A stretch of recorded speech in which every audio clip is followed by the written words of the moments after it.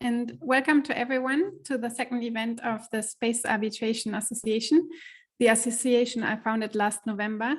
And just for those who didn't attend the first conference in January, I just wanted to mention what my idea was behind founding this association. So I wanted to create a forum of discussion between the space law community and the arbitration community, because I think that both communities could benefit from more exchange.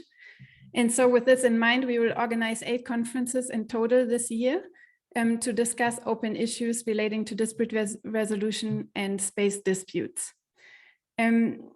Also a note on how the speakers have been chosen, because I've been asked this repeatedly. So I've chosen the speakers mostly based on their publications on the topics at issue.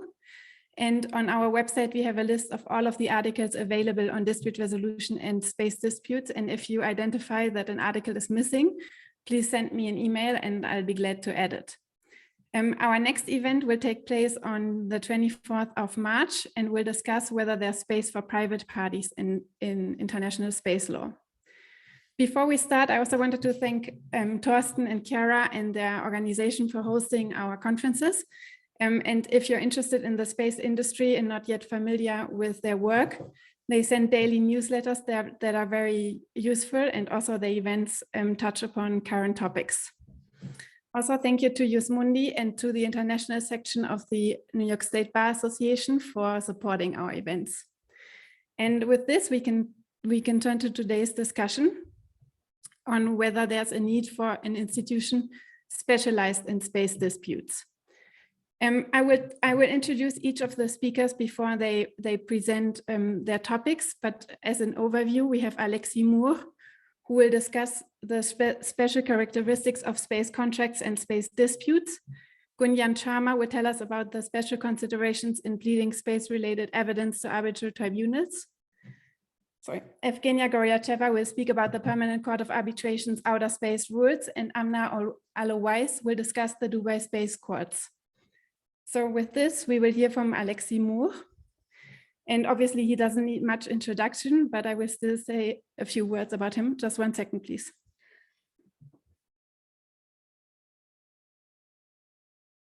Sorry. So Alexis Mourre is the past president of the ICC Court and the past chair of the IBA Arbitration Committee. He has extensive experience as both arbitrator and counsel and has participated in more than 270 cases.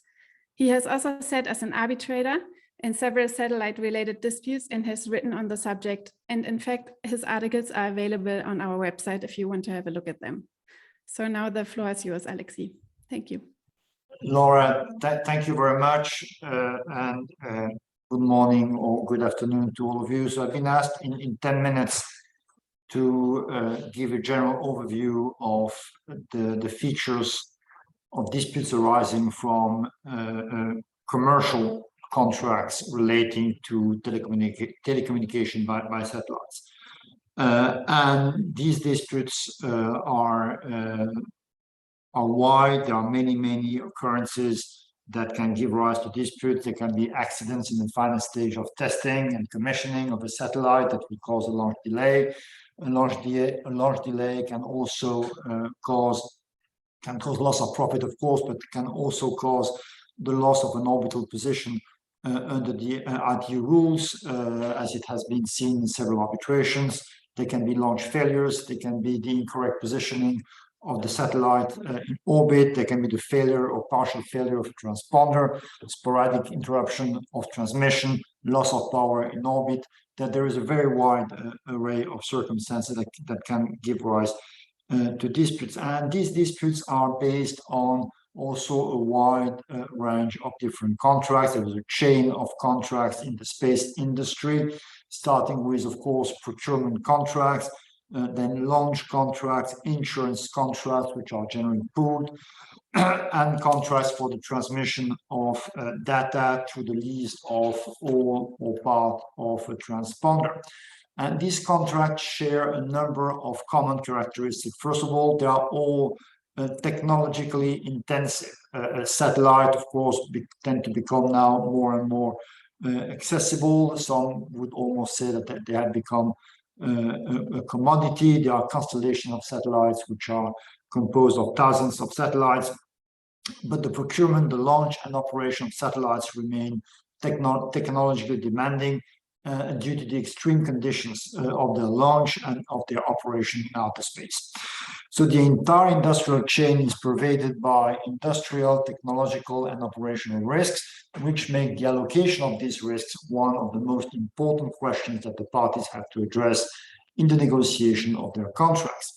And these characteristics translate into a number of important contractual features.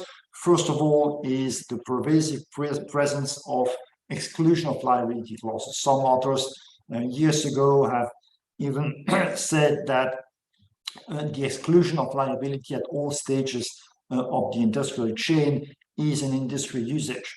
Something that, of course, manufacturers and launchers will like, much less, of course, the purchasers and operators of the satellites. And those non-liability clauses are generally found, of course, in procurement contracts in the form of penalty clauses in case of a delay delivery. And these penalty clauses, of course, operate as a cap on the manufacturer's liability. In these contracts, the transfer of ownership and the transfer of risks typically occur once the satellite is placed on the launch pad. But some procurement contracts provide that the transfer of risk will occur once the satellite is placed on its orbital position and the purchaser has accepted performance. And in such a case, it is the manufacturer who will support the cost and the risk of the launch, which will include, of course, insurance. Exclusion of liability will also typically be found in launch contracts. A launch contract will require the launcher to establish a track record of safe launches, but losses arising from a failure would have to be insured, as they are in almost all cases, generally by a pool of insurers. Insurance contracts in the industry will also include agreed value clauses, which have the effect of shifting on the insured the burden of proving the actual loss when the actual loss is greater than the agreed value. One of the challenges of defining the insurance coverage is, in particular, in contrast relating to the operation of the satellite in orbit, is to identify the vast ranges of possible failures that may arise and will be covered by the insurance contract, such as, for example, sporadic interruptions of a transporter as opposed to total failure.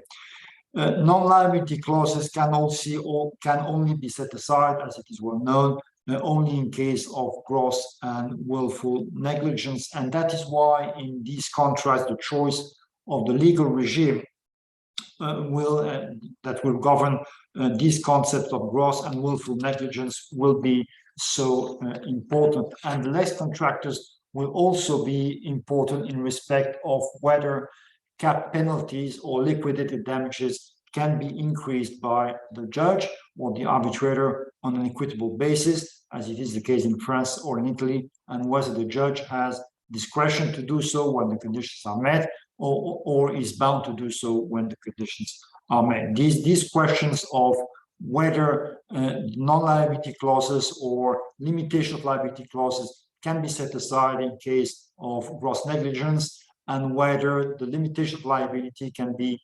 increased in case on an equitable basis are some of the questions that are most frequently discussed in arbitrations related to satellite disputes. Another very common features of procurement contracts are the provisions concerning the cooperation between the manufacturer and the seller, and the sellers and the purchasers' access to information. Clauses organizing the cooperation between the parties and the purchaser's access to information are very important to the purchaser operator of the satellite. These clauses will typically include the presence of one or more representatives of the purchaser in the manufacturer's plant, the organization of joint meetings, regular reporting, and joint decision-making on certain important questions. And this is critical for the buyer in view of the non-liability clauses that exist in the contract, and because the buyer needs to be able to exercise a certain level of control during the manufacture. This is all the more important that in case of an accident, the manufacturer will typically rely on an internal investigation commission which records may not be shared with the purchaser. And the limited access to information that is granted to the purchaser in procurement contracts also makes the question of document production in arbitration very relevant. Access to information, again, is critical to the purchaser of a satellite. And there is, of course, a question that parties have to balance and purchase of satellites have to consider when drafting their contract, is whether they prefer arbitration, where typically there is document production along the lines of the IBA rules, which is the disclosure of identified documents or narrow and specific categories of documents, or whether they prefer to opt for litigation, which may, in particular, when the court would be an American court, which may allow access to discovery and therefore much broader access to information. Then there are questions of causation, which are typical in these disputes. And I would like to give you one example of a case that I was in as counsel. That was related to an accident which occurred in the final stages of the electromagnetic compatibility test. So at the very end of the assembly process of the satellite, there was an accident. The central computer of the satellite burned, and therefore the satellite was unable to be launched at the date that was planned. There was a planned date for a launch of that satellite with a commercial rocket from Baikonur. That date could not be met. However, just before, some weeks before the date that was planned for the launch of the commercial rocket, there was an explosion of a military rocket on the site of Baikonur, as a consequence of which the government decided to close down Baikonur. And therefore, there was the issue of knowing what is the cause of the losses suffered by the operator of the satellite. Was it the accident, the test accident that occurred at the final stage of the assembly, or was it the military failure, which was of course unrelated to the procurement contract? And that has given rise to an arbitration between the purchaser of the satellite, which was Eutelsat, and a pool of insurers. The law applicable was French law, and at the end of the day, the Arbitration Tribunal decided that Eutelsat was entitled to be indemnified based on the insurance contract, because according to French law on insurance, what matters to trigger the obligation of the insurer to pay is the occurrence of the insured event, an event that may occur thereafter, as in this case, the explosion of a military rocket would be irrelevant. So that is an example of the causations question that may occur. There might be causation questions when the procurement contract provides that part of the price is the payment of part of the price is deferred until when the satellite is successfully placed in orbit and paid based on the performances of the satellite. And therefore, if a malfunction appears after the launch, when the satellite is in orbit, it may be very difficult to determine what the causes are, and therefore who is liable. Quantum also may raise complex issues of causation, because satellite operators will typically operate a fleet of satellites and therefore be able, in case of a delay of one satellite, to reallocate their transponder contracts to other satellites placed on other orbital positions. And the question then becomes, therefore, that of assessing the real loss that the operator suffered to its overall diminished transmission capacities. All these questions involve or may involve complex questions of causation. And then the final question is whether to go to arbitration or not, which is the topic that we are discussing today. These disputes are in general complex technically. They involve generally significant amounts of money, and having specialized arbitrators, having experience in the industry and able to devote the necessary time to the case is, of course, a great advantage. There may be reasons why parties may consider court litigation instead. Discovery, access discovery may be one of these. but I think that in general, in these contracts, arbitration is the most preferred option. And then you have to look at whether you want to go to ad hoc arbitration or institutional. Institutional, in my view, is preferable. Then you have to look at what institution you want to adopt. Experienced institutions, ICC, LCIA, UNCITRAL administered by PCA is also excellent. It's quasi-institutional. Evgeniya will discuss the PCA optional rules, so I'm not going to discuss this. Very, very interesting piece of arbitration rules, which I think, but Evgeniya will correct me if I'm wrong, have never been used so far. So these are the short remarks I wanted to deliver. Thank you, Laura. Thank you very much. You've touched upon this already, but could you maybe summarize the main reasons why arbitration would be well suited to resolve these kind of disputes? Well, I think that there are three reasons. The first is, of course, the enforcement of the award, which will benefit from the New York Convention. And as you know, the award is final. Grounds for annulment are limited. And therefore, once the arbitration is over, the likelihood that you'll be able to enforce is greater than when the court decision, where you have appeals, and you may have a much longer and complex process. So that's one reason. The second reason is, I think, the quality and experience of arbitrators. Again, it depends very much on what court. I mean, you have to compare arbitration with court litigation. So which court would be competent? Which court would you opt for if you are to include in your contract a choice of forum? Some courts are better than others. Some courts may be best suited than others. Now you have a specialized international commercial courts in some places that deliver a high quality product. But in general, arbitration will give you the advantage of being able to select specialized arbitrators, having experience in the field, and able to devote the necessary time to arbitration. And then the third aspect, of course, is the proximity or participation of the parties to the process, with the ability to appoint their arbitrators in the panel, and there is, of course, greater control by parties to the arbitration process in arbitration that you would have in court. Thank you. And as far as I understand, many space contracts contain ICC arbitration clauses, and based on your experience at the ICC and in general, would you say that these mainstream arbitral institutions are well placed to resolve these disputes, or do you think that specialized institutions are necessary?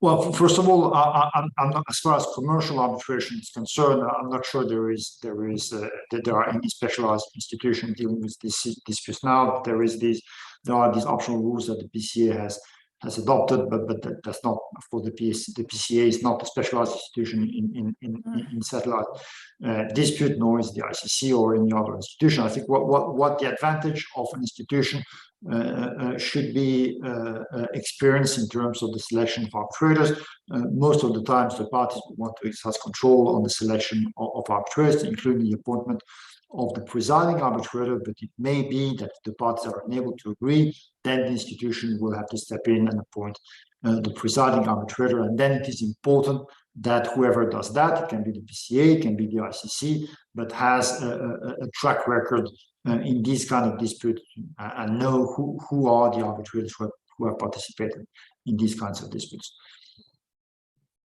Thank you. And one final question. We've talked about arbitration, but what is your view about mediation of space disputes or regarding space disputes? Well, I think mediation is, I think, generally desirable, in particular in these disputes, which again are highly technical. The space industry is still, it has been so for a long time, it's still an engineer's industry. It is an industry where engineers speak one to the other, and most of or many of the questions that are brought to litigation are technical issues, and it is useful, I think, to get the people together and try to see if their positions on questions that are most of the time technical can be can be reconciled, and that there are many ways to do this. Of course, you can opt for conciliation, you can opt for mediation with the appointment of a mediator, but then again, it is extremely important that whoever acts as a mediator has experience in industry. You can have mediation on certain aspects of disputes, such as the technical aspect, the cause of an accident, or also on quantum, for example. All this is very useful, and I think that having also the cooling off that corresponds to mediation also allows the parties to take some distance with the facts and maybe consider their decision to go to arbitration litigation in a more perhaps balanced and thought of way. Thank you very much. So with this, but there, Laura, one final word. Then the question becomes, how do you draft your mediation clause? That's an important point, because if it is not well drafted, mediation clauses can cause lots of trouble. There is a question of whether it's mandatory, not mandatory. If one party does not comply, how do you enforce it? And then that can cause lots of problems. So it is important these clauses are very carefully drafted. Okay, thank you.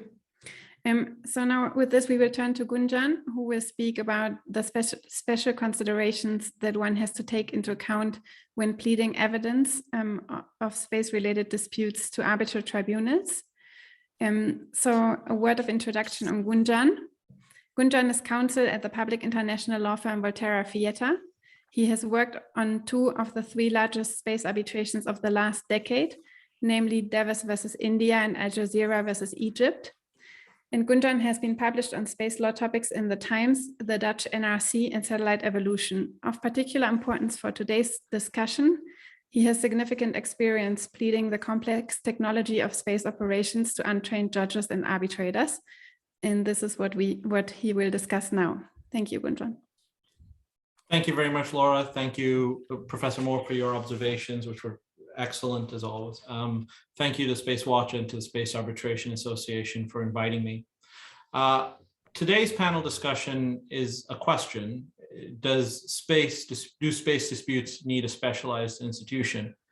And as a litigator practicing in this field, I'm going to take the cowardly way out and provide no answer to that question, because I would feel beholden to that answer in the future as this space develops very fast.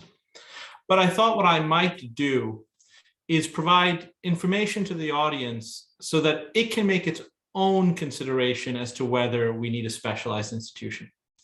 And I thought what I might provide is my observations in litigating space disputes for the vast majority of my career, all but 9 months, on how, as Professor Mourre said, space disputes are, quote, technically complex.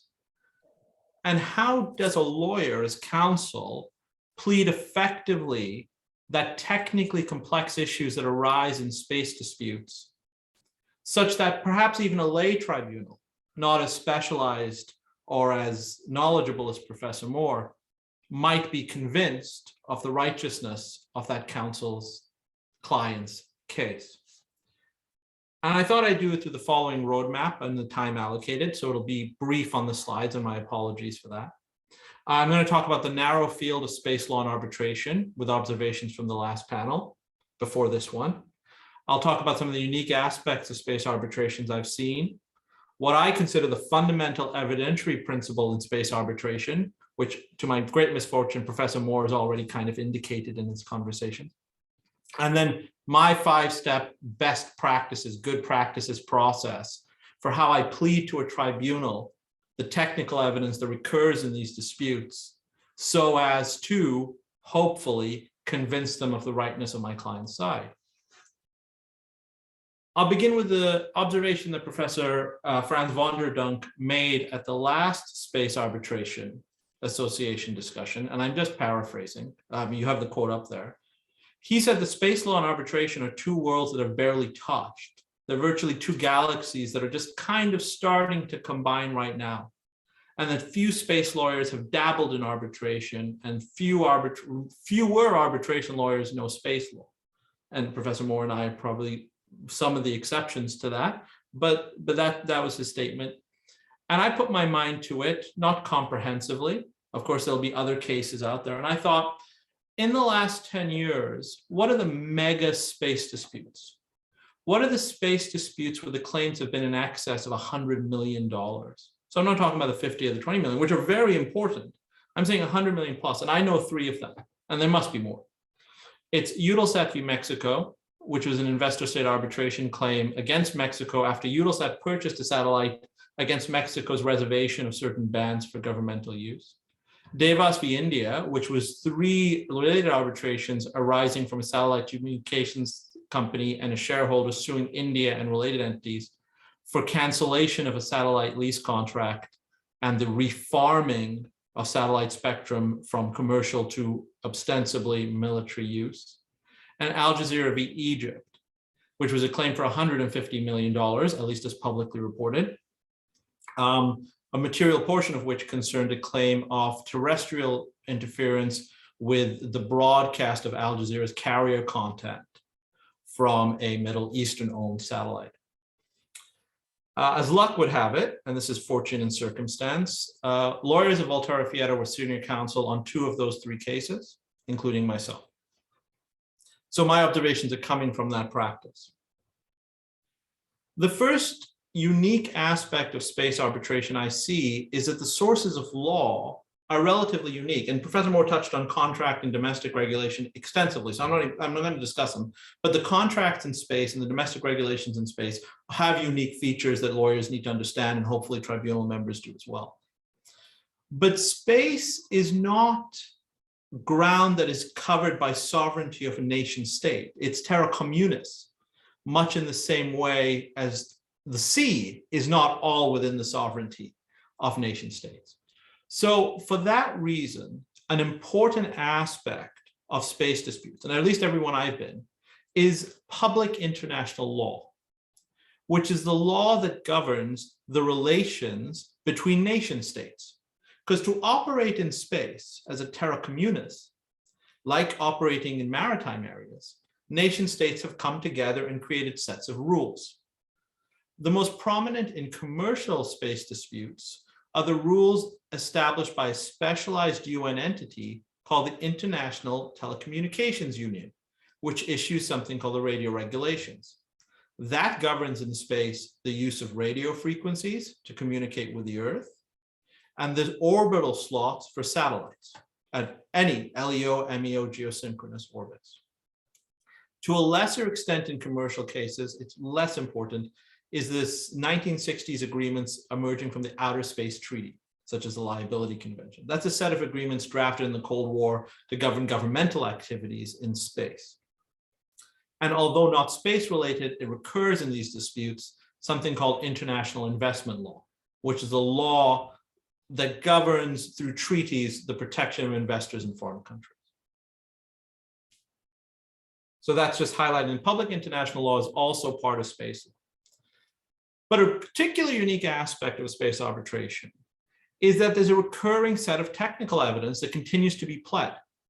And it relates to 2 aspects of space operation. One, getting the asset into space, which Professor Mourre discussed, the satellite launch and its failure and its manufacture.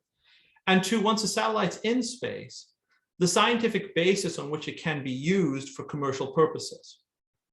Now, I won't go into new space technologies, which are fascinating. There's fascinating stuff out there. But currently, space is used for 2 real commercial purposes: Earth imaging, i.e. looking down on the Earth, and telecommunications. And what's interesting about space is that all of this scientific knowledge, all of this scientific stuff transmutes itself into the usability of the entire system for telecommunications, which transmutes itself into money, more than in most other fields. So all of this science, the usability of the spectrum, the orbital slot, the geographic coverage, the terrestrial components of the system, are almost functions or ingredients, factors in how much money gets pulled out of the system and how much damages you can claim in a dispute. So the scientific evidence really becomes the core of the dispute, in addition to the law, in ways that are very important. Now, what Professor Mourre said just now was that space is an engineer's field. And that leads me to what I think is a fundamental evidentiary principle in space arbitration. And I'm sorry I'm quoting myself on a slide. I know it's very narcissistic, but I've said it before, so I just wanted to say it again. Engineers make bad lawyers, and lawyers make bad engineers. You should not have an engineer govern how you plead a legal case. They can't do it. They're very good at problem solving and convincing themselves and knowing how to get to a solution, but maybe structuring an argument is not within the purview. But lawyers can't pretend that they understand what an engineer is saying unless they do a deep dive. And a lawyer that's just nodding along to the engineer may fail to comprehend what's going on in a way that gives a strategic advantage to the other side. So with that in mind, the fact that lawyers make bad engineers, what should a lawyer do to plead evidence well? And I've got a 5-step process, and I'll go through them quickly, understanding I'm short on time.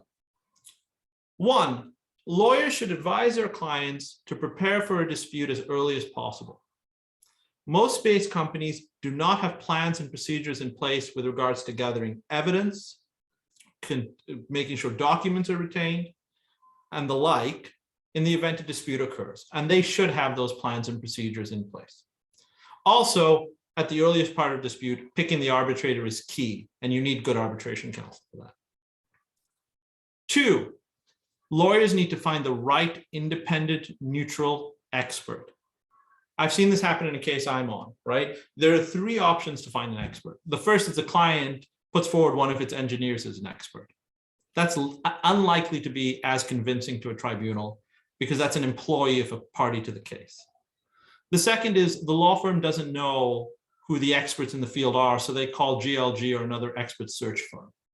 They get an expert, he's a professional witness, he's got the qualifications to just jump over the hurdle of being a qualified expert, but maybe he's not all there. Maybe he doesn't have that gumption that you need. The final one, the best one, is to have your lawyer know who to call. Your lawyer doesn't have to know who the expert is, but know who to call so they can call someone, so you can get the right expert for the case at the highest levels of practice, at the ITU, at the regulators, at the major companies. Now, I've been on a case where this dynamic played out, where the other side tried a client employee. We found the right expert, the one in green, and then they had to go to an expert search firm. And the only way we could do that was by not knowing the expert we found in the end, but by knowing who to call, who told us who to call, who told us who to call. And after you talk to 20 people, you might find the right guy or girl. My apologies, or lady. Step 3, you have to make comprehensive submissions on every aspect of law that's related to the case, including public international law. The failure to do so leaves you open to attack from a flank you're not expecting. Step 4, you have to figure out how to effectively cross-examine the other side's expert. And this is uniquely difficult in space disputes, because space engineers talk in math and figures, and lay arbitrators will look at them and say, I'm not, which one of these 2 experts is correct? If they're talking about spectrum characteristics or the characteristics of the spectrum as it goes through atmospheric moisture, how would an arbitrator know that? And I've been told by senior lawyers in the past, it's not possible to cross-examine a satellite engineer. You need to do it in 2 weeks. I don't think that's true. But the truth is, yes, the tribunal is not going to really be able to discern which of the 2 experts has the math right, unless they're very specialized as a tribunal. But to take the expert, to undermine them, you should start the process early by looking at evidence, qualifications, prior negative comments from other judicial authorities. So plod yourself slowly so that by the time you get to the hearing, when all the pleadings are on the front end, the other side's expert has on the defensive. Finally, close well. A good closing is key to the explanation of technical evidence. Tribunal members are not usually space specialists, and should they be? A question I will not answer. But understand that they are extremely intelligent, and your pleading has to be accurate. Don't open yourself up to attack. Concise, well formulated, and commonsensical. Because the arbitral tribunal is intelligent and wise. And if you understand that, you can probably, hopefully convince them that your client's case is correct. Final lesson learned, there is a huge strategic advantage in either having counsel who knows this stuff, space law and operations, or has at least heavily studied it. And Laura, I hope I was within time. I think I was. I think I just made it. Yes, it was perfect. Thank you, Gunjan. Thank you. So you explained how to present technical evidence to tribunals, but what about space law itself? I know that on the Eudelsat versus Mexico case, we had the advantage of having a public international law professor who was able to tell the other tribunal members what they didn't understand from the beginning. But what do you think, what is usually your strategy in explaining space law itself to a tribunal? Well, it's two-pronged. First, arbitrator selection is key. If you have only one arbitrator on the panel who knows public international law, that's a bit of an issue because obviously there's a kind of weightedness towards them. So I try to find arbitrators who would know these issues on a high level. Maybe they don't know the ITU and radio regs, but they have to know public international law at some level. And the second is when you're pleading it, be comprehensive, be concise. I had a case where the other side just missed the entire concept of the ITU, or they're commercial lawyers. They probably didn't know what the ITU was. So their witness, who was a client witness, had a couple of lines on the ITU and dropped it. And we did an entire procedural attack for failure to use ITU processes on their case. But the way to do that is simply correlate this attack with what the tribunal knows. They know treaties, they know about procedural preconditions, they know about forms for dispute resolution, they know what a recommendation is under public international law. All you have to do is kind of mirror what they know and correlate space law to that. Thank you. And as we discussed also during our first conference, it is very common in space disputes to avoid arbitration or litigation altogether. And I think there's a method called name and shame. Could you explain what it is and what your views are on it, please? I've heard this, this has come up in a case. I've heard engineers say this. The idea is, in lieu of going through all the rigmarole of a litigation, when there's interference with the satellite, when something happens with a satellite, you just tell the world who you think has done it and hope that person stops or corrects it. It's an awful, awful, awful litigation strategy. And dispute resolution strategy for two essential reasons. One, you usually don't gather the evidence you need to prove that it's that person. You probably just say it, which means later in the litigation, you don't have the evidence you need to make a point of proof. And two, if you're wrong, there's another concept in the law for naming and shaming without adequate proof or falsely, and that's defamation. So you're just opening yourself up to a lawsuit. Okay, yes, and you've already talked about how to select experts in space cases, but maybe in the context of the discussion we're having today of having rules like the PCA rules or the Dubai court specialized in space disputes that might already have a list of experts. What are your views on that? Would you then still call the 20 people to find the right expert, or would you trust the lists of that are already drawn by the institutions of corresponding experts? Well, the technical stuff recurs, of course, but every case is different. I never rely solely on the list provided by any institution for any case in any world, in any subject matter. But if these are institutions, these are highly respected institutions that have lists, there's no harm in looking at the list and the qualifications and making the phone call. At the end of the day, picking an expert is a leap of faith, and it's one that counsel has to do after due consideration. I still think the best way to find an expert is the referral system I talked to. Know the right people to call at the highest levels of the industry, but if they're not the right person, they'll lead you through. And I think that works extremely well. But, why would you deny yourself any source of information? Okay, thank you very much. Thank you, Laura. So, now we will turn to the PCA outer space rules and to Evgeniya Goriatcheva. Evgeniya and I met during one of my first internships when I started working in arbitration. So I'm very glad to welcome her today. So Evgeniya is senior legal counsel at the PCA in The Hague, where for a decade she has assisted arbitral tribunals in international commercial investment and interstate arbitrations. And public cases on which he worked include a number of investor-state cases arising from the Crimean annexation, and also the interstate Arctic Sunrise arbitration between the Netherlands and the Russian Federation. She supported the work of the Advisory Committee on the PCA's Outer Space Rules and co-authored the Guide to the PCA Arbitration Rules. So I think she's particularly well placed to talk about these PCA rules, and we are glad to be able to listen to her today. Thank you. Thank you very much, Laura, and thank you for the invitation. I'm very pleased to take part in today's session. So as announced by Laura, I'll briefly introduce one of the available specialized instruments for dispute resolution in the space sector, the full name being the Optional Rules for Arbitration of Disputes Relating to Outer Space Activities. And after I'm done, I'll put in a link in the chat to where you can find the rules. They were adopted by the Permanent Court of Arbitration in 2011. And in a sense, these specialized arbitration rules, by their mere existence, presuppose an affirmative answer to the question that forms the overarching theme of today's session. Is there a need for a specialized institution? Or one could say here, a specialized mechanism for space disputes? But the rules did not come to be in a vacuum. They were the result of a considered assessment of the needs of the space sector. The idea came in 2009. At the time, it was recognized that there was a growing potential for disputes arising from the commercialization of space, and that those disputes would increasingly involve a variety of different types of actors, starting with states and state agencies, of course, but also international and regional intergovernmental organizations and private parties.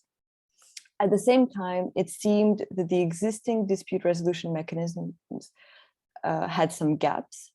Most importantly, international space law, arising as it did in an age when space activities were carried out exclusively by states, did not provide specific remedies for private actors beyond the usual recourse to national courts, which of course could come with their own set of challenges, including potentially a lack of neutrality where the state is involved. As between states, the UN space treaties and other international agreements prioritized largely diplomacy and consultations over binding dispute settlement.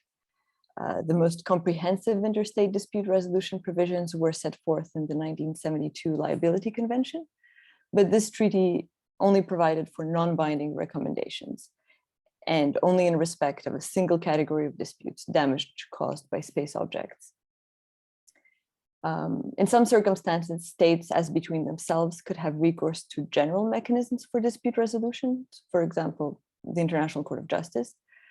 But already starting in the 70s, there was talk about the fact that a sector-specific dispute resolution mechanism might be beneficial for all the reasons that Alexis and Gunjan have mentioned, although Gunjan implicitly, but essentially related to the technologically and scientifically heavy aspect of that area, and really also the specifics of space law itself. By 1998, when the International Law Association released what they called a final draft convention for the resolution of space disputes, that convention very much recognized the growing role of private parties. And so it provided that both states and private parties could access a number of mechanisms set out for dispute resolution set out in that convention. One of those being a specialized international tribunal for space law. But as we know, no states actually signed that proposed convention.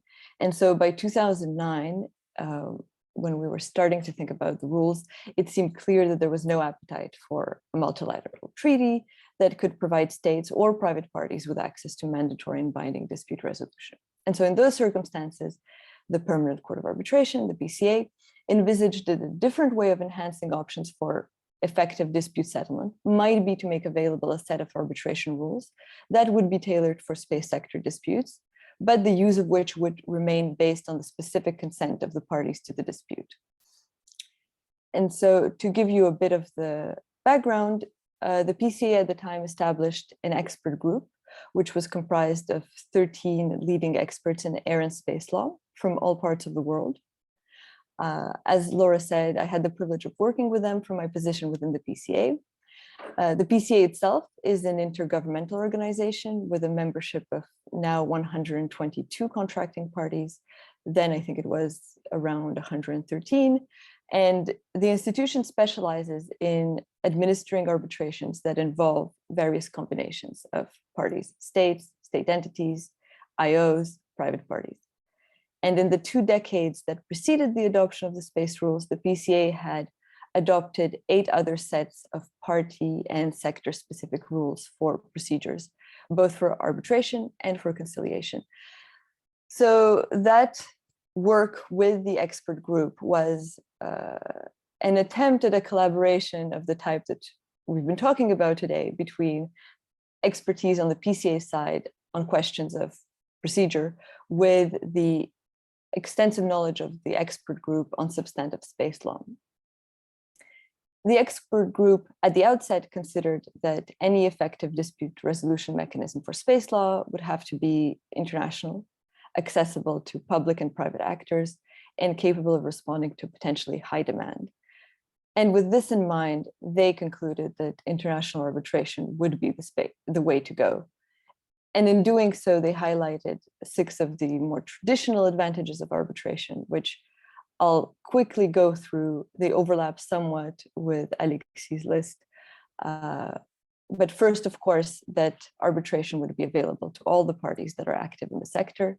Second, that arbitration is a voluntary mechanism, which is premised on the parties' consent, which can be provided by insertion of an arbitration clause in any legal instrument that defines the parties' relationship, whether this is a contract or a treaty, this would be possible.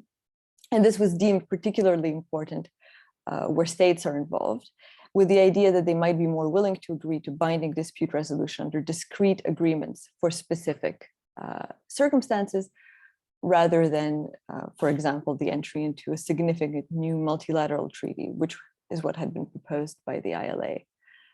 Thirdly, it was noted that arbitration, of course, results in final and binding decisions, and this was thought of as in contrast with the recommendatory nature of determinations under, for example, the Liability Convention. As Alexis mentioned, arbitral awards would be internationally recognized, enforceable in all signatory states of the New York Convention. That was seen as a distinct advantage. It was, of course, noted that parties could choose their own decision makers. And this was seen from the perspective both of the ability to select arbitrators who have specialized competence, but also from the perspective that that would ensure that the individuals who are appointed are entirely neutral, which could be an improvement in some cases on national courts. And finally, the group at the time considered that the confidentiality of sensitive information could be well preserved in arbitration. And they noted that, in fact, arbitration was widely used in relation to space activities in both public and private law instruments. Arbitration clauses appear in the founding instruments of many intergovernmental organizations in the field, in hundreds of contracts between industry operators. So it was thought that existing users of arbitration would be attracted by a set of rules that would be addressed specifically to them. And so in drafting the rules, the expert group sought to enhance these traditional advantages for the specific purpose at hand. To give you a very brief introduction to the rules and their content without getting very technical, the rules are based on the 2010 UNCITRAL rules, which are one of the most commonly used sets of rules for international commercial arbitration, but also for investment arbitration. The idea by relying on that was to tap into the precedent that exists under the UNCITRAL rules to ensure that there would be consistency and predictability in the application of the rules. But at the same time, there were a variety of departures from those rules based on other sources, and in particular, the PCA rules that exist that were tailored to use by states and state entities. And to just touch briefly upon a few salient points in the space rules, they for one, alert parties that by agreeing to arbitrate under the rules, states waive their immunity from jurisdiction, although not from execution, not to be forgotten. Second, they attempt to tackle the potential technical and scientific complexities of disputes from multiple angles. So of course, the parties can choose their arbitrator, and the rules seek to assist them in doing so by mandating the Secretary General of the PCA to compile a list of arbitrators with expertise in space-related matters. As it happens, this list, it is available on the PCA's website. Its use is optional, it's only meant to assist, and it's not composed by directly by the PCA as such. It's in fact the member states of the PCA who propose experts from the various jurisdictions. Then where an arbitral tribunal thinks that its own technical and scientific knowledge proves insufficient, it's enabled by the rules to appoint experts to assist it. And again, here, the PCA maintains an optional list of technical and scientific experts on whom the parties can draw. And there's also a provision where the tribunal can enhance its understanding of technical issues by requesting the parties to provide non-technical explanations of specialized information, which the tribunal considers will be necessary to fully decide the matters in dispute. Those are some of the techniques under the rules. And thirdly, the rules also provide a number of specific mechanisms for the protection of confidential or otherwise sensitive information. In the interest of time, I'm not going to go through the details, but that's one of the things they provide for. And I guess I'll end with specifically mentioning the role of the PCA under the space rules. For one thing, the International Bureau of the PCA would administer the cases, provide registry and secretarial support. The expert group in particular thought that the PCA would be well positioned to administer these cases based on experience managing arbitrations that involve various types of parties, including states, and also because that it would be seen by states in particular as appropriate because it is an intergovernmental organization. The rules also identify the PCA, or more specifically, the Secretary General of the PCA as the appointing authority, which gives him the responsibility of, upon request, appointing, replacing, deciding challenges against arbitrators. And I suppose here I would echo Gunjan's description of how one finds an appropriate expert, because I think it's pretty close to our process in terms of finding an appropriate arbitrator, which is that we have our own list, but that is indicative and a starting point. And beyond that, the question is to know where to look and know who to ask in order to get a proper referral of an appropriate person who, for the specific dispute at hand, with its requirements on the law and on the technical aspects of the dispute, would be the appropriate person to act as arbitrator. And I think that's enough for an overview of the rules. I'll try to remember to put in the link in the chat for more information. Thank you, Evgeniya. One of the criticisms often addressed to international space law is that it is not open for private parties, or at least dispute resolution is more difficult to access for private parties. So could you explain what the role of the PCA rules would be in that regard? Would it be available to all, or is it more directed at states? Right. I guess that's a point that should be made absolutely clear, that yes, all actors can have recourse to the PCA space rules. The dispute can be between strictly private parties. It can be between a private party and a state. It can be interstate. Presumably, it can also involve international organizations. The only limitation, of course, is that the parties to the dispute must at some point agree to arbitration, and more particularly to the application of the rules. And I guess I should also mention that while the rules refer to outer space activities, the definition of this phrase does not limit their scope of application. There's a specific provision in the rules that says that the characterization of the dispute as relating to outer space is not necessary for jurisdiction. And this is meant to ensure that, that there is no obstacle to jurisdiction so long as that there is agreement of the parties, and that the discussion of whether or not this really relates to outer space cannot be used as a delay tactic or a way of getting out of arbitration. It also means that the parties can interpret the notion as widely as they like. So, for example, the dispute about the collision of the two objects in outer space can be submitted to arbitration under the rules, but so can any run-of-the-mill dispute regarding delayed delivery, substandard materials, design faults, or what have you. Yeah, I guess otherwise there would be endless discussion on whether a dispute relates to outer space or not in the jurisdictional phase.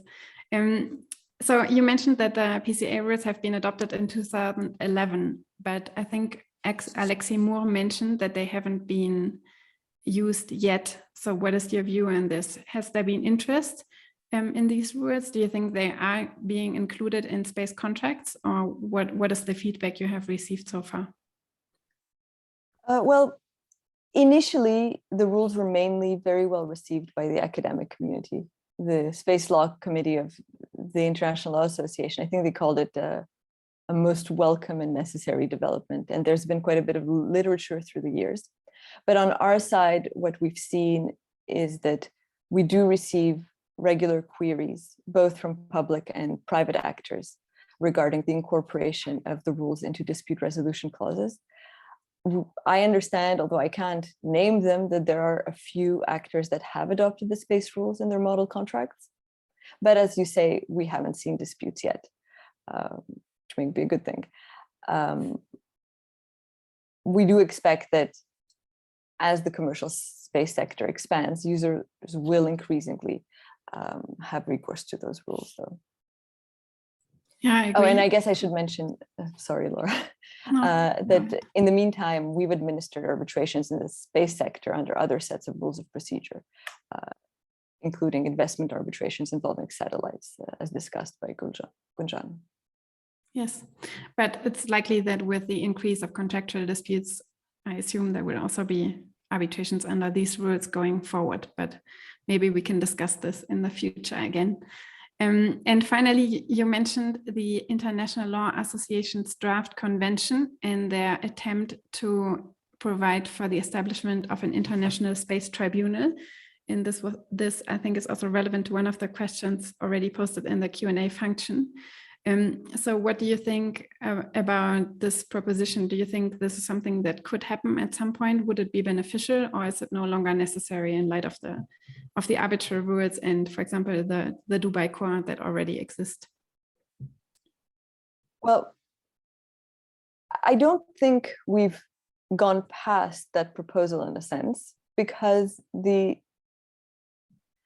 idea of having an international tribunal that would be accessible to both states and private parties it's not just about the question, what is the most appropriate mechanism for dispute resolution? It's really substantively also a proposal to create an effective legal remedy for private parties as against states on the international plane, where perhaps no effective remedy exists otherwise. I mean, there may be some paths, for example, in the specific area of investment arbitration, but those are fairly limited. So this proposal potentially offers something that just a set of arbitration rules or even the Dubai space courts can't offer, because those mechanisms require specific consent.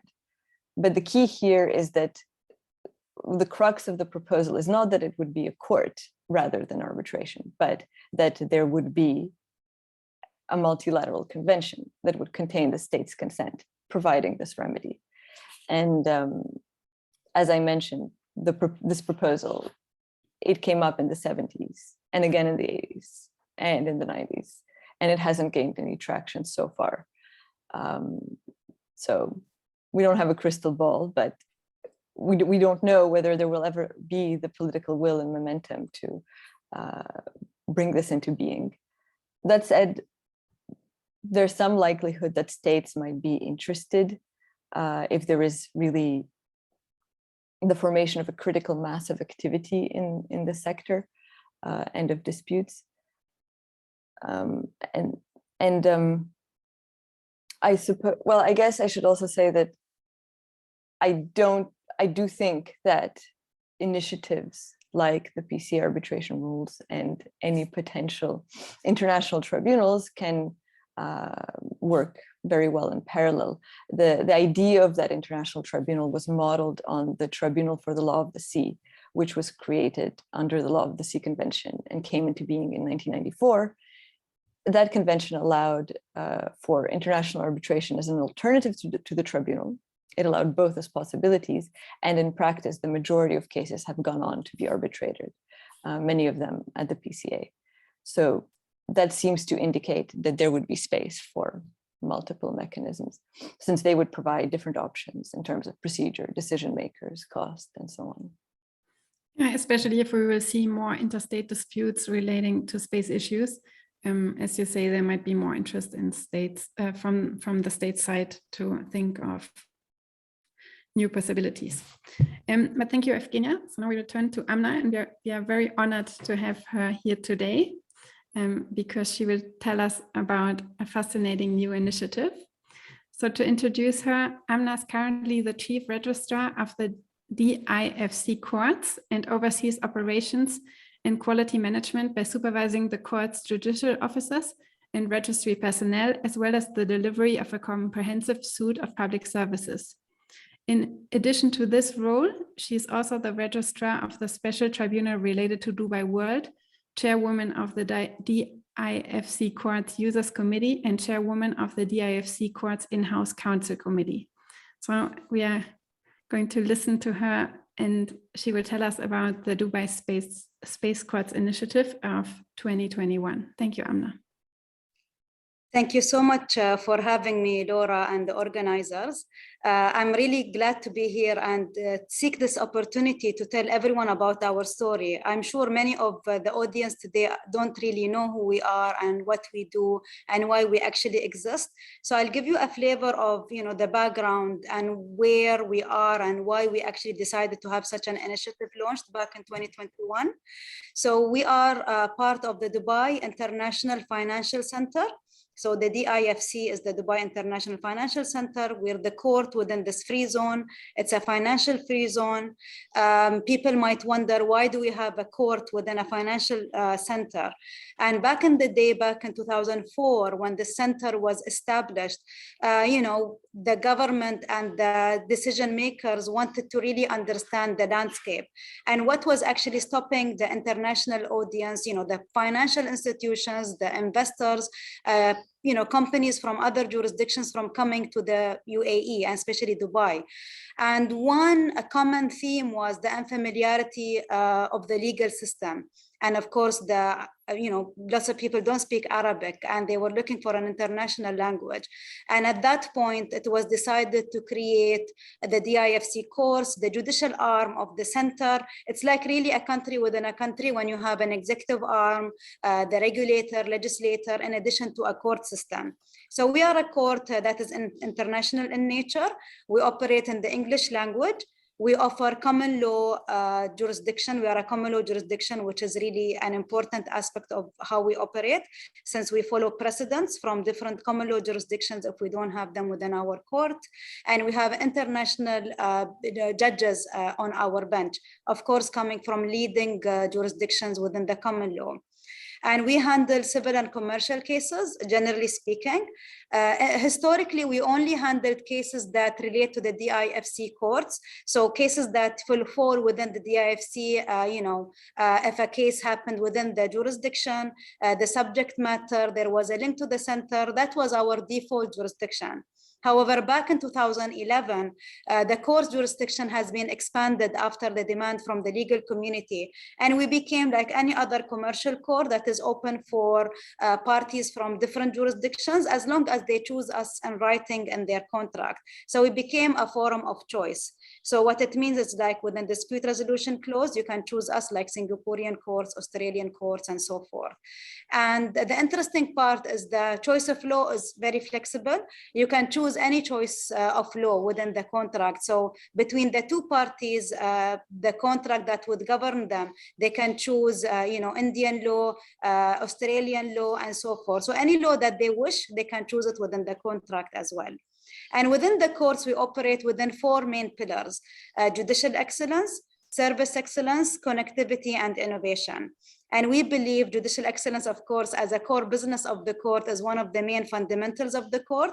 We believe that we have commercial experience as between the judicial experience, more than 400 years of experience. If we count all the judges' experience that we have a panel of 13 judges, out of which 8 international judges and 5 Emirati judges. We believe service excellence is very important since we are an opt-in jurisdiction. How we operate the court is very much customer-centric approach, and we believe courts should operate from a service perspective rather than a place. And I'll tell you why that's important. And of course, innovation. We believe that creativity towards finding solutions within a traditional court system is quite important. And since we are a very young court, we have the benefit of really having the flexibility, the agility that, we are more of a startup and we see ourselves as a business engine rather than the classical way of running court systems. And last but not least is connectivity. And connectivity, again, is quite important, where lawyers want to convert judgments into money. And no one wants to have a judgment on paper only. They want to transfer and basically make it into money when it's a commercial dispute, of course. And we believe we're one of the most connected courts in the world. Since we are a common law court, all other common law jurisdictions honor our judgments so that there's the reciprocal arrangements. Since we are part of the UAE, we have the benefit of having, the benefit of utilizing all of the enforcement treaties that the UAE has entered into, especially within the Arab world, Riyadh Convention, GCC Convention, and so forth, in addition to all of the other treaties. And last but not least, we've been really working hard to have memoranda of guidance available when we actually have this proactive approach connecting with other jurisdictions worldwide. Again, they're not legally binding, but they really set the pace in terms of what are the expectations when it comes to enforcing judgments. Let's say with Australia, we have few memorandas, their courts in Australia, and it sets the rules and procedures. If they have a judgment, a creditor that needs to enforce a judgment in the DIFC courts, what would the steps be within the DIFC's jurisdiction, and vice versa? What would happen if the judgment creditor needs to enforce their judgment in Australia? So we believe these are quite important, in addition to private and public sector partnerships that we're very keen on, since we're a court that is very much forward-looking. We have such important partnerships with the public and private sector. So let me focus on the Courts of Space and why we started. So this comes under our Courts of the Future initiative. Back in 2017, we created this partnership with the Dubai Future Foundation, again, with that outlook to provide the best forum in terms of dispute resolution. If parties choose litigation and they choose us, how would we, equip ourselves to really set the pace in terms of the fast-moving, industries that are available now and the subject matter that is evolving all the time. So within that Courts of the Future initiative, of course, we have many initiatives. Court Tech Lab, we have courts of the blockchain, where we find that blockchain is a really good solution for cross-border enforcement. And again, of course, a fully paperless court and fully digital. So Courts of Space started back in 2021. So this it's still an infant stage. The Courts of Space started to really equip ourselves as a court, part of the UAE, since the UAE has really focused on this new industry in the last few years.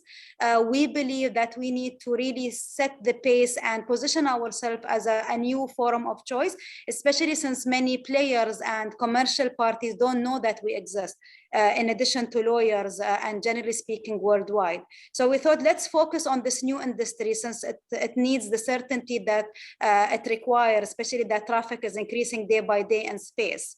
And few of the things that we worked on as a Courts of Space initiative is to gather the best minds in terms of the working group that we created back in April in 2021. So we have thought leaders from the commercial side of things, lawyers, representatives from the space agencies, in addition to observers from the UN Space Office. And we're very fortunate to have these minds come together and really give us the opportunity to shape the way forward. If, let's say, again, court system and the DIFC court is a chosen forum, what can we provide through our remit of being the best forum of choice as far as dispute resolution is concerned and as far as court systems are concerned? And second of all, we started the thinking of what sorts of disputes might occur in space. And we wanted really to focus on new ways, let's say new disputes that might occur in space rather than the traditional collision type of cases, satellites colliding and so forth. So we started working on our space disputes guide. And it's quite an interesting booklet online that we started with highlighting the types of procedures that might come up if you end up filing a case within the DIFC court. So edition 1 focused on part 7 and part 8 of our rules, which is monetary relief or non-monetary types of claims, and the way on how actually we will handle the case in terms of from a procedural perspective, from the date of filing and what would be the steps that are involved. And this is again another gadget to create awareness and understanding to commercial players who might not know really what will happen in the courts when the case would be filed. And we are looking this year at working on edition 2 of this booklet. And this edition 2 will actually really put our sci-fi hats and see what would really happen on space, with Mars Valley, with the, moon exploration and so forth, what sorts of disputes might happen in 10 years, 15 years time. And we want to really play a role in showcasing, the sorts of dispute that might happen, which we never thought of really, and really capturing that opportunity. And last but not least, through the Courts of Space, we are providing a training series for our registry staff, our judges, more on the subject matter of space. Again, as mentioned today, there are still, few jurisdictions that are lacking domestic laws, but we're more focusing on the international treaties, understanding the different forms of doing business in space as well. We're very lucky to have volunteers from our working group providing such training. And I see some of them are with us actually today on the event as audience. So we're very grateful to have that, let's say, availability of experts who can really show us the way in terms of how to handle such disputes. And I do believe there is a need for specialized institutes, irrespective of whether they are mediation centers, court systems, or arbitration, because that's quite important. And we're trying to provide the best services that the key players within space industry need, and generally speaking in the commercial world, because you end up, getting into struggle to choosing what would be the best forum and what would be value for money, what would be actually the most effective mechanism available. So I'm really, with the fact that we need to really focus on creating new forums that would cater for such specialized entities. And with that, I hope you enjoyed this story. Yes, thank you very much. So you explained why you think that there's a need for such a court, and also what the goals were behind this initiative. But could you maybe say a word on why you think that Dubai is the right place for it? Yes, certainly. So as I mentioned very quickly, since Dubai has focused, and UAE generally, as you've seen in the last few years, we had the Mars mission, Hope probe. We had our first astronaut in 2020 from the UAE. Now we're equipping our first Arab female from the UAE to actually be an astronaut as well. So I believe we're really trying to play a role to support, the UAE indirectly, as far as providing the certainty that the commercial parties need. So I believe that's quite important, that we actually also play a contribution, whether directly or indirectly, at least to show the international players our intent in providing the security and certainty that players need. And then in terms of why Dubai and why they might actually consider us to start with, if they wanted to choose dispute resolution and especially litigation, we actually operate in a very unique manner. Our rules are built to provide for the overriding objective to actually promote settlement. And the way how our case management is built and orchestrated is to actually encourage parties to settle. And as we've heard today, the least thing that you want is actually for parties to go into disputes and actually want people out of courts, out of arbitration. We want them to solve their problems privately, because that's what any system requires, is more business, more healthy relationships. However, if they do end up within the DIFC courts, the way how we operate really encourages settlement. And lots of cases that we have end up settling before even going to trial. And in terms of the jurisdiction, we believe that we're a neutral jurisdiction. So let's say you have a party from China, a party from the UK, and they want a forum that is neutral, and especially if they want to look into judicial systems. We provide a neutral forum, a neutral location. We have judges from different parts of the world. So we believe we provide that option that can really be catered for different players from different countries. And of course, last but not least, enforcement is quite important.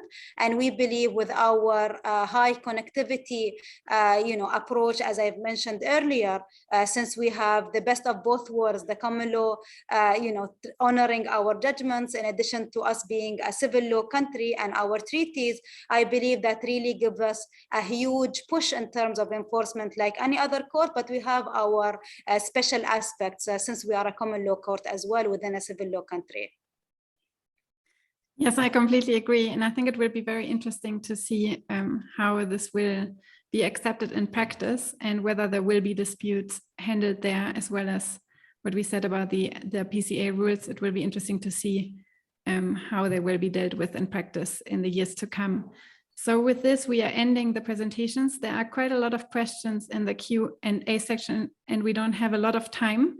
So maybe I will select a few, and for those that will not be answered, I think many of them touch upon the issues that we will deal with in our next conferences. The one in March will deal with private parties in international law, and after that we will have one on interstate disputes and one on space collisions. So I think if you attend our next conferences, you'll probably get your answers in any event, but otherwise feel free to email me or any of the speakers, I guess. But to select maybe one.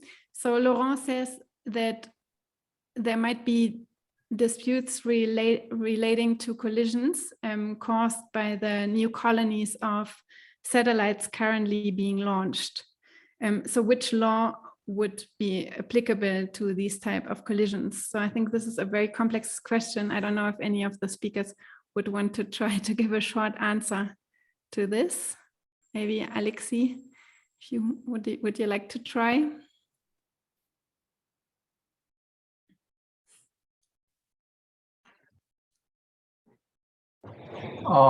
It's indeed a complex question. I'm not sure what the answer is. You assume that there is no, of course, this is a collision. There is no contractual basis for dispute at all.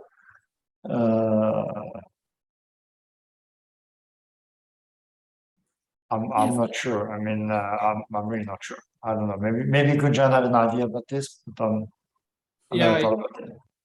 I just published an editorial in the London Times on this. Currently, the treaty that governs interstellar or extra-atmospheric collisions is the Liability Convention in outer space, which is the 1967 treaty.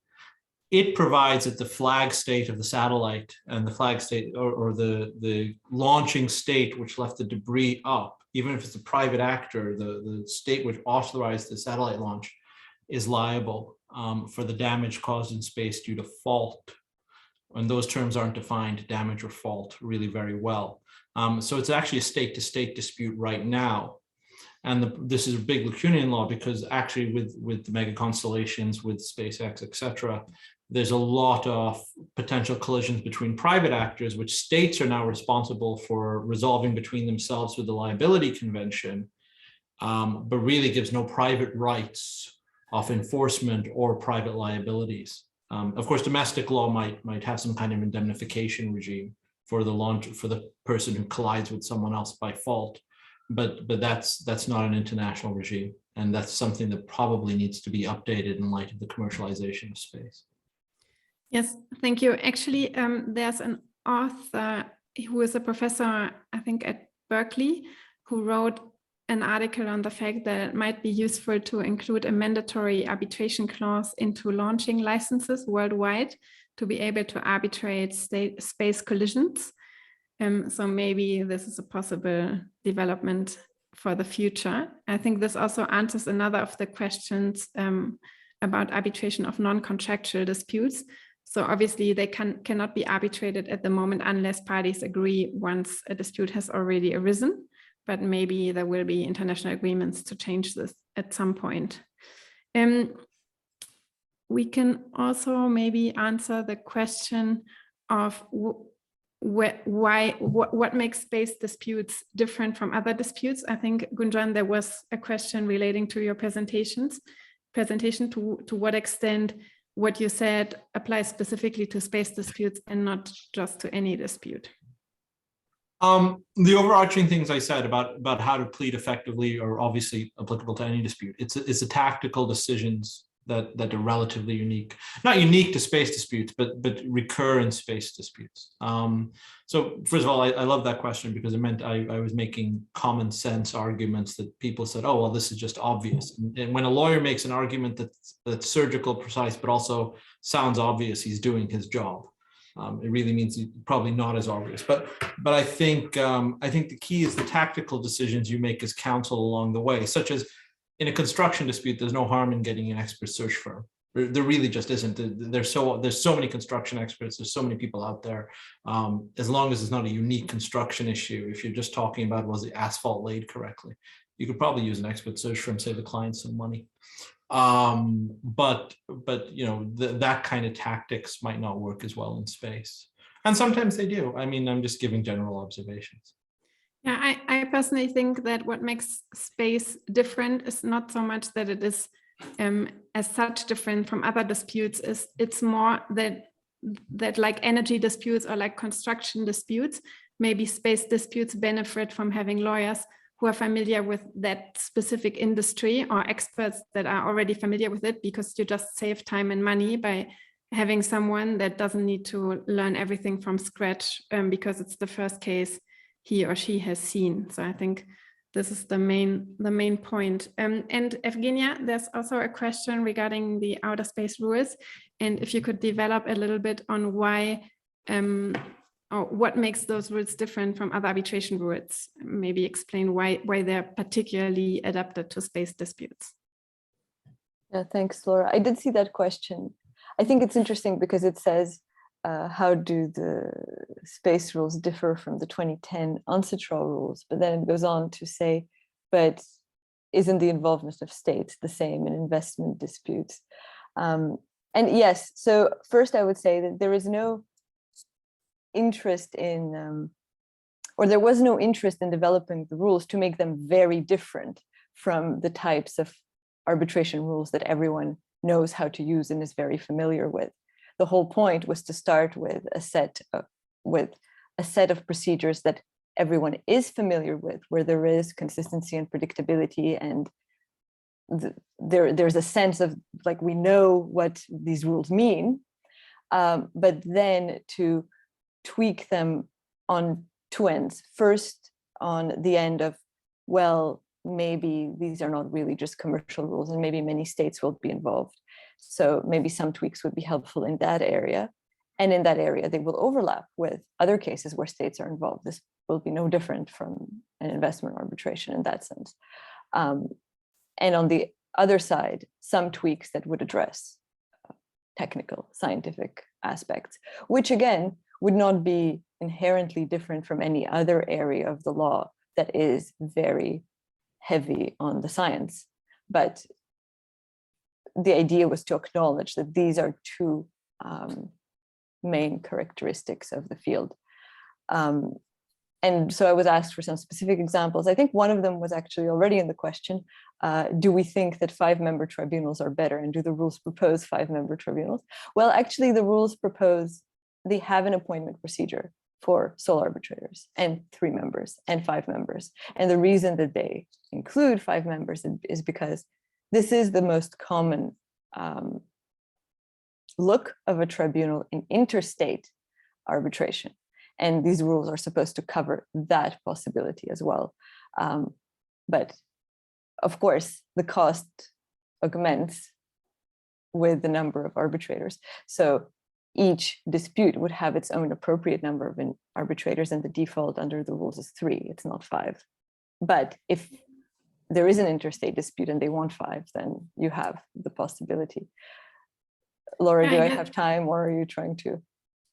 I guess it's if a case is particularly sensitive politically, then it's safer to have a 5-member tribunal than maybe just 3, in interstate cases. And honestly, I think largely it's just sort of, it's the expectation in many interstate cases. This is how it's been done before, and the states will often look at international tribunals, which will have many more decision makers, and they'll be like, oh, 5, well, that is much less than 15 at the ICJ, for example, or 9, I think, the Tribunal for the Law of the Sea or whatever. But obviously there are interstate cases that also have 3 arbitrators, and historically there have been ones with a sole arbitrator as well. So these are possibilities. And then finally, I'll just go into one other area, because there was a part of that question asked, well, what about the confidentiality provisions? Why are they different or better than the UNCITRAL rules? And I just want to mention the 2 mechanisms that are under the space rules. And I don't want to suggest that they're not available in arbitration generally. The point was to make it clear that those mechanisms are available for space disputes, and to have some description of how they would be used. But that doesn't mean that they couldn't, under the general discretion of a tribunal to control the procedure, be used as well under other sets of rules. The first is the general possibility of having information designated as confidential and particularly sensitive, and the rules contain something of a definition of what is meant by confidential in those circumstances. And the second is the possibility of having a confidentiality advisor. And so a person who might be able to review documents and report on that without necessarily the tribunal seeing, or the opposing party seeing, the confidential information. This as well is used in other cases, but that procedure is explicitly described in the space rules. Yeah, if you use other words, you could agree on the same thing, but you would need to draft it yourself, whereas in those words, it's already included. No? Unfortunately, we are at the end of our session today. It would be really nice to hear from Amna how this is dealt with in the Dubai courts, but I think we'll need to do it at another session. So just before I give the word back to Chiara, I just want to say again that Alexis Mourre's article on what he has talked about today is available on our website. So if you want to read more about space contracts and how arbitration can play into this, have a look at it. So now, Chiara, the floor is yours. And thank you very much to all 4 of you for participating today. I very much appreciate it.